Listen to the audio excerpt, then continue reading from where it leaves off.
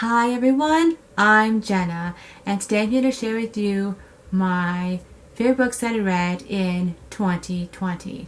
Now, this is coming to you guys a little late, and the reason why it's took me this long to film this video and get to you guys is because I haven't been really feeling motivated to make videos lately, and that's due to things in my life and all of that.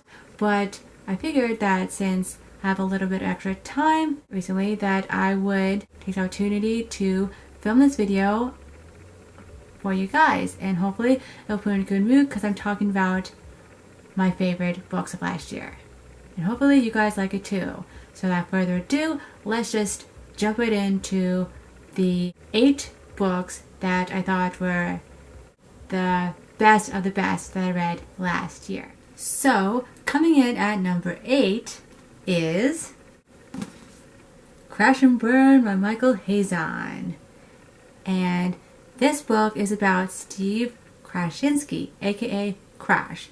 And he is living the hero life because on 4/21 of his senior year, he saved the lives of hundreds of students and teachers in his school when he defused a situation with a would-be shooter. And that shooter is David Burnett, aka Burn. But something happened during that confrontation that he has never told anyone until now. And this book is that story. Because Crash essentially gets this book deal and he's able to tell his story, and this is it in book form. And this is where he tells and sends a story of his life, the story of how he met Burn and how he saved the day, and exactly what those words were that Burn whispered to him just before everything came to an end. And I really love this book. I actually didn't read it. I actually listened to this via audiobook, and I'm so glad that I did that way because the guy that narrated this story did a phenomenal job, and I highly recommend this if you're looking for an audiobook. And I also have to say that you should not go into this book thinking that this is going to be a story about a school shooting, because it's not really about that. It's really about Crash's life and how it starts off with him meeting Burn and him and their relationship all the way through this book up until the part where Burn gets a little psycho and decides to hold the school hostage and all that. So you know that at the beginning of the book that there's this secret thing that we're leading up to, and that's what keeps you engaged in the story and keeping you wanting to continue reading this book and get to the end so you can figure out and finally know what Burn told Crash. And I loved all the characters in this story. I loved Crash, I loved Burn, kind of.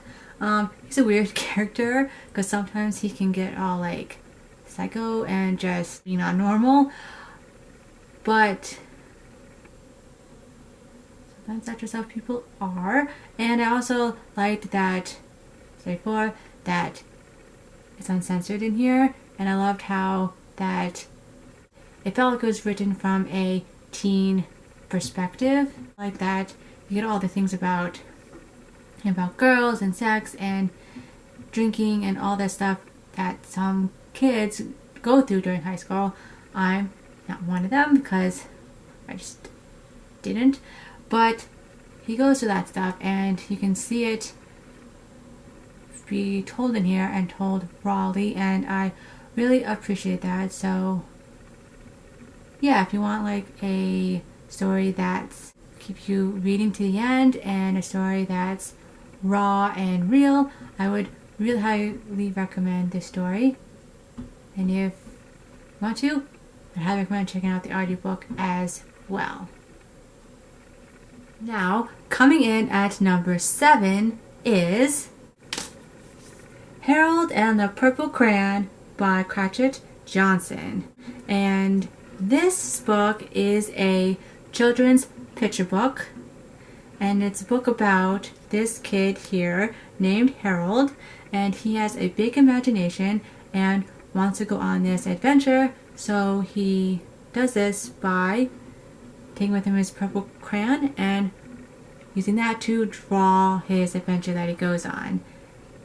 And it's just so freaking cute. I absolutely loved it, and it brought me back memories of my childhood because I remember this from that time in my life and just made me so happy. And I also really related to this book because Harold is a creative person and I'm a creative person, so I kind of felt that connection. Also, he has a purple crayon and I love purple, so it just works. And also I loved that the stuff that Harold draws is very, and why he draws some stuff he does was very reminiscent of what kids do. For instance, at one point he's taking this walk and he decides, now I'm going to be walking through a forest, and he starts drawing this tree, but he only draws one because if he draws any more he'll get lost in the forest, and he doesn't want that to happen. And I just figured that's what kids think of when they do certain things, and I thought that to be very realistic and what actual kids think about and do, so I like that aspect of it. So if you're one that remembers this from their childhood, I highly recommend reading it because it will definitely put a smile on your face. And if you haven't read it, like, what are you waiting for? Go get this book, it'll make you happy. $7. Now, coming in at number 6 is The Night Circus by Erin Morgenstern. And this is her debut novel that I've had on my shelf for a while, and I'm so happy that I read it in 2020 because, as you can see, it's one of my favorite books. Now, this book is about a circus that arrives without warning. No announcements precede it. It's simply there when yesterday it was not. And it only comes at night. But behind the scenes, we have this fierce competition that's underway. And it's a duel between these two magicians, Celia and Marco. And these are kids who have been sort of trained for this competition since they were really young by their tutors. And these magicians aren't your normal average everyday magicians. They're actually magical magicians, so they have some magical powers. And because they have these magical powers, it makes this competition very interesting, but also there's more stakes involved. And unbeknownst to them, this is a game in which only one of them can be left standing. Dun dun dun! So that's sort of the premise for this book, and it's really, really good. Throughout the whole thing, you're wondering what the whole competition is and when it's going to start and what it involves, and you're just wanting to know what that is, and that's what keeps you reading this book. Now, I didn't personally read this book. I actually listened to this via audiobook, and how I did that because this is read by Jim Dale, and he is one of those classic voices that lends itself really well to audiobooks, and it really worked for this book, and I loved it. And one thing that I really, really loved about this book was the Night Circus. I loved all the tents that were there and like that insider view of some of the tents that we get to see through one of our perspectives. And he's like this kid who needs this circus for an escape. And so he goes there when it comes around, which isn't often, and he goes there to escape. And through him, you get to see different parts of the circus and these different tents and what they hold. And learning about that was just freaking phenomenal. Like, if it could be real, I would really, really want it to be real. Like, I know that it's not possible. So if Evan Morgenstern could write about all these tents in the circus into a book, I would so be there for it and like buy it up, because it's just that fascinating and that magical and wonderful, and it just made my heart happy every time I got to discover something new about this circus. And would really highly recommend this, plus the audiobook as well.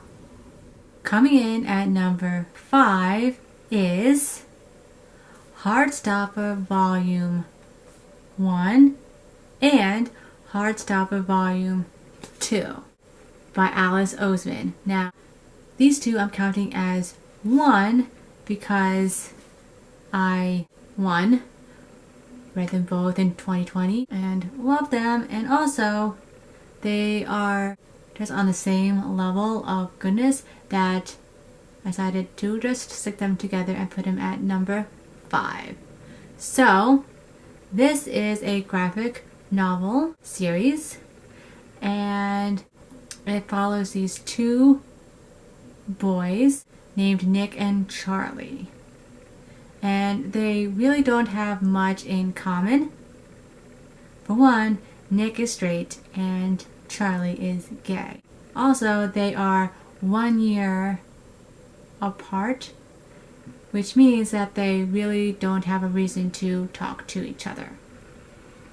And that is until they get seated together in their tutor group. And soon this makes them become acquaintances, and then it turns into friendship and maybe possibly something more. And that's all I'm going to say, so I don't spoil anything. But these are great.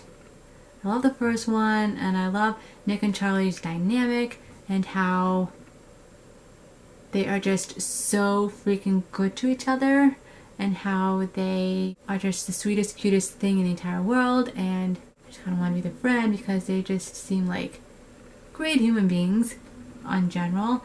And honestly, like, their dynamic is just what I want for like a friendship or even a relationship, because it's just that good and that wholesome and that sweet and that melting heart kind of thing, and it's just great. The second one is a continuation of the first one. I left off at this place where you're wondering what's going on, because there's a little something happening between the two main characters, Nick and Charlie, and you're wondering, is everything be okay? What's going to happen?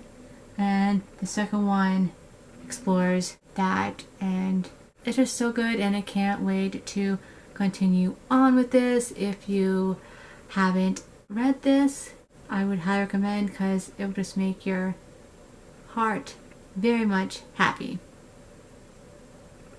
Alright, now on to the next book. Now coming in at number 4 is Lovely War by Julie Berry. And this book is one that I read on my Kindle. Now, I'm showing it to you on my phone because my Kindle at the moment isn't charged. So I couldn't show you on there, but I got a picture on my phone to show you what the cover of the book looks like. So, it is a historical romance set in World War I, mostly, but also there's a little bit of World War II.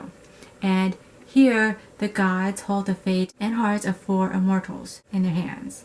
And these immortals are Hazel and James, which is the first and sort of main love story. And the other 2 characters are Aubrey and Colette. And they are the second characters with their secondary love story. And their love story already has happened, and it is told through the goddess of love, Aphrodite. And she's doing this in an attempt to appease her husband and not get sent to Mount Olympus. And she thinks that telling him the story will settle him and change his mind. And I just love the aspect of the gods in this like war story and how that like plays out. It's so cool. Plus, this one I read along to on my Kindle while I listened to it via audiobook, and man, that was so good because the gods had like these gravelly voices and such, and it just was like great to like listen to. And also there's jazz music sprinkled throughout this story. One of our main characters, it's all about music, specifically jazz, and it's great. And I love the love story between James and Hazel first most, but Aubrey and Colette were just a good couple as well, and just everything they all went through, and to see how the gods kind of orchestrated it and had a hand in their stories was just great. And the end, when you figure out like what Aphrodite was telling the story for and how it was used to appease her husband, it just was so good, and I loved the ending of it so much. I'm not normally a historical person, but this was a great story and one that I would highly recommend if you're not a historical reader, and also if you're not an adult reader too, because this one has teenage characters, so it feels like a YA book. So if you're wanting to get into other things, I highly recommend this because it's so good, and the audiobook was phenomenal. I think it added a little something extra to the story that made it just that much better. So yeah. Okay, we're getting down to the wire now, and now on to my top 3 books that I read in 2020. And coming at number 3 is Imposters by Scott Westerfeld. And this book is set many years after the events that happened in the Ugly series. However, you don't, I think, necessarily need to read the Ugly series before diving into this book and the ones come after, because the references that are made in here to the Ugly series are ones that someone that hasn't read the Ugly series will get and won't leave you confused or whatever. You'll get it. But I would say that if you read the Ugly series and then read this, all those references and stuff that kind of point back to the Ugly series just makes it just that much better of a book, because it just makes you like happy because you're just getting references to like the Ugly series and everything, and it just feels like they're connected even though this is years after that. But you can read it any way you want. Read the Ugly series first and then read this, or just read this. I don't think it'll lessen your enjoyment either way. But yeah, now that that's out of the way, let's get into what this book is about. So this book follows 2 twin sisters, Ray and Raffi. And Ray is our main character, and she is also Ray's like double. And she's raised in the shadows in their father's rich estate, with only the purpose to protect her sister. And that's really all she knows in life and what she does. And because of this, she hasn't really seen the outside world because no one really can know that she exists. But an opportunity arises where she needs to go in her sister's place to act as collateral for a deal that just might turn out to be dangerous. And it's with this other family, and she has to go there and pretend to be her sister. And his family has this kid named Cole, and they start getting a little close, and because of that, you may potentially see that there are some differences that don't add up, and you might find out her secrets. So, yeah, that's like the starting premise of this book, but it takes a turn and becomes like so much more than that and so much bigger, and it's just really, really good. Like for me, I thought that this book was going to be mostly about Frey trying to pretend to be her sister, this other place, to like, with this whole deal thing to happen, and then try not to get figured out by Cole and everyone there. And I thought it was going to be the majority of the book, but I was kind of surprised that it wasn't, and it just went in a direction that I wasn't expecting, and it was a good direction, and I loved it. And I love the fact that there were hoverboards in this, just like in the Ugly series, and just so many good things. And the end of the book, oh my goodness, the end of the book just had me trickle a bit, because she was there for her sister, and she did something for her sister, and just like, whoa moment is what I had.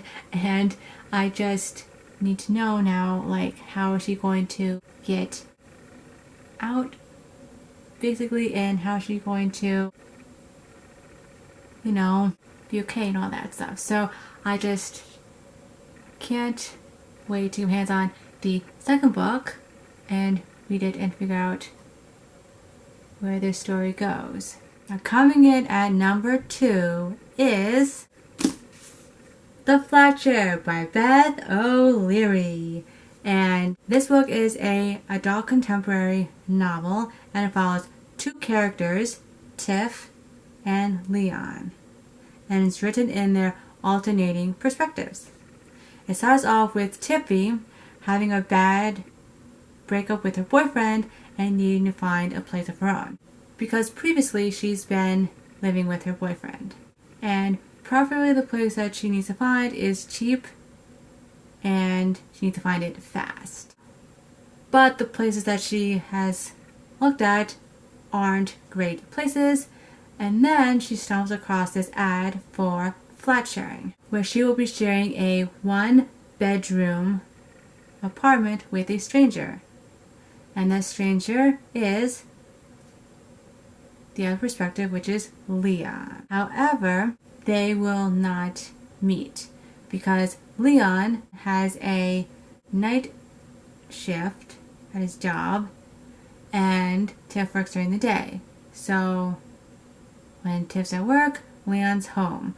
When Leon's at work, Tiff is home. And on the weekends, Leon is out with his girlfriend at her place, and Tiff gets half the place all to herself. And of course, this doesn't mean that they don't share information. Tiff and Leo start writing to each other through post-it notes, and it starts out as little things, and then it grows into bigger things like talking about life, their jobs, and previous relationships. And through this, they become friends, and then maybe possibly something more. But how can they if they've never met? Yeah, I really love this book. I actually didn't read this book. I actually listened to this via audiobook because I heard that Carol Fletcher reads for the girl character, Tiffy, and she was great.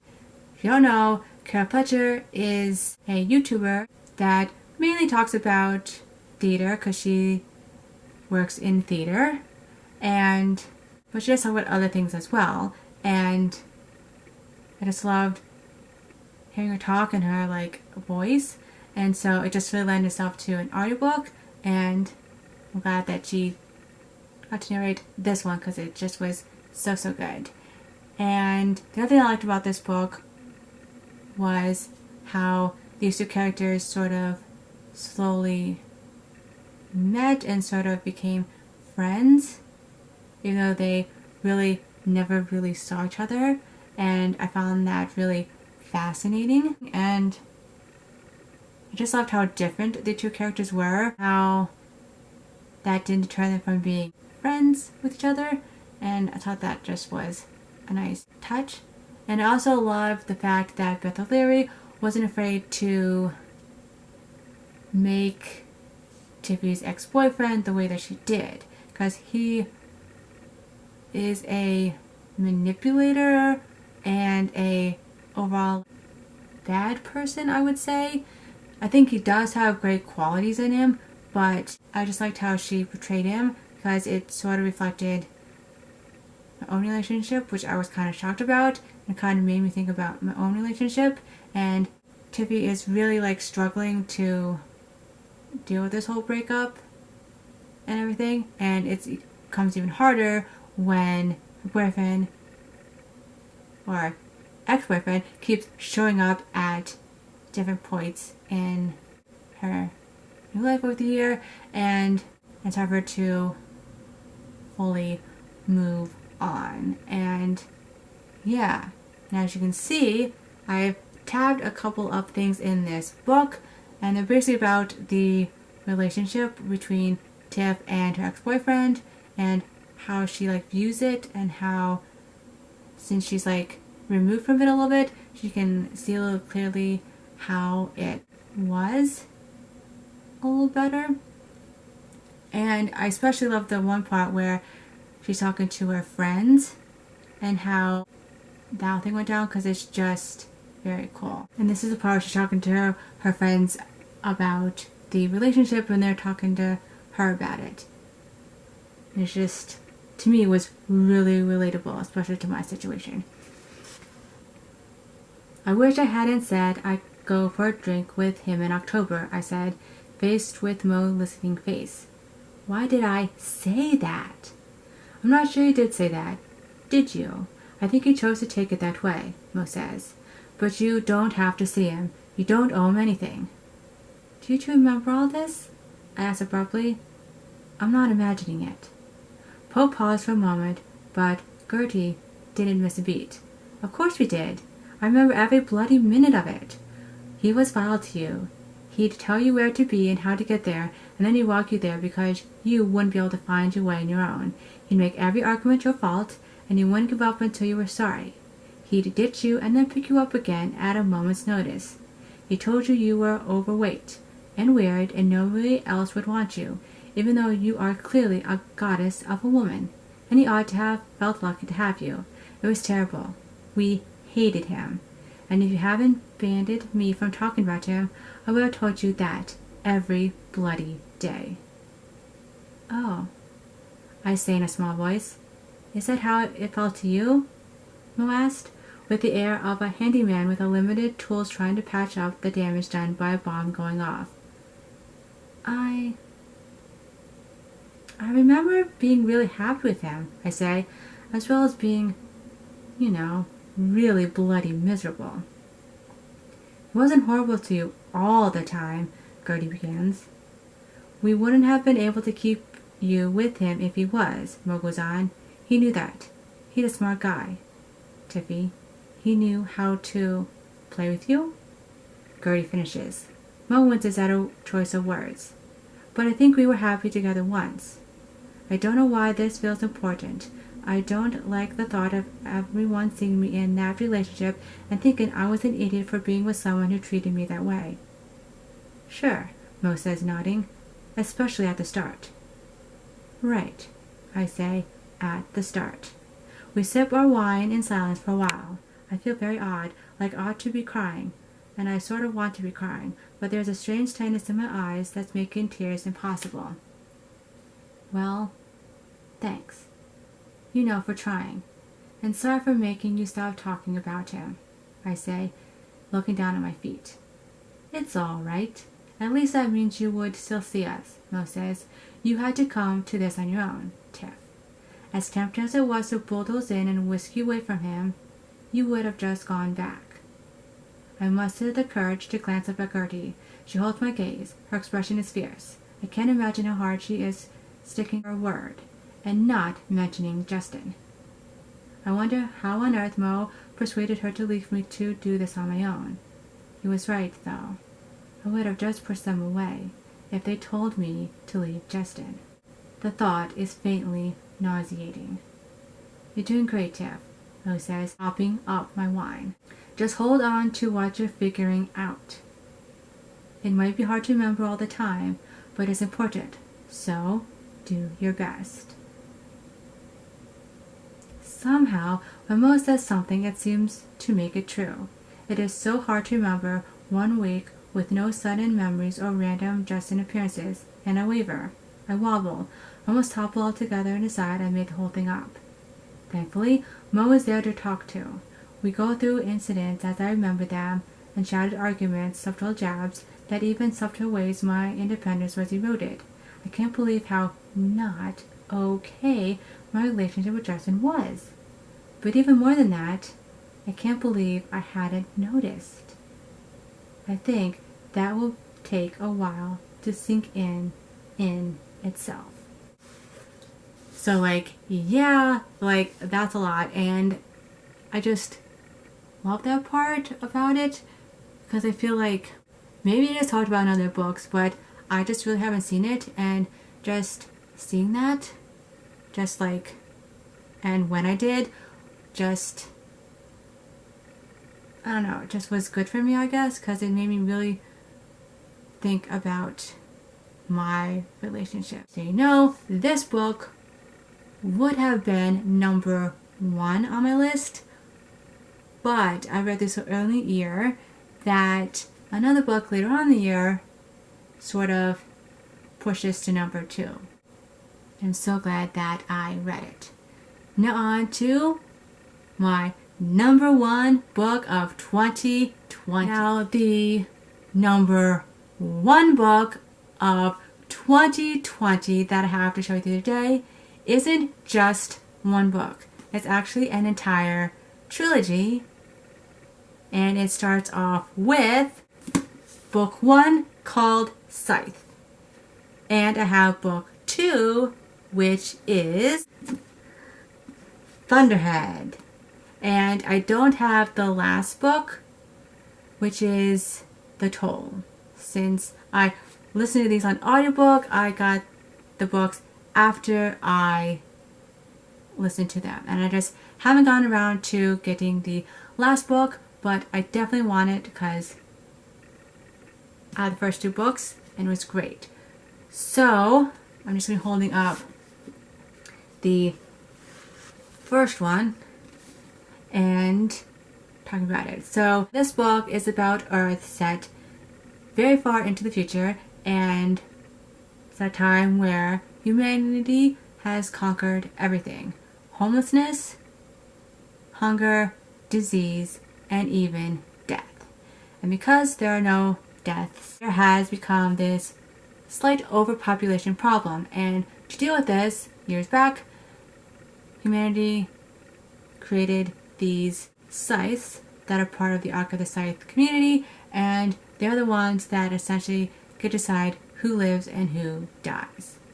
And they call what they do gleaning. And in the first one, we follow 2 kids, I forget their names, Citra and Rowan. And they're apprenticed to one Scythe, Scythe Faraday, and they get this role because they don't want to become Scythes, and that's one of the requirements to be a Scythe. And when he takes these 2 apprentices on, he causes a stir in the Scythe community, and they're forced to go head-to-head in this competition to see who gets to become a Scythe. That's just the start of this.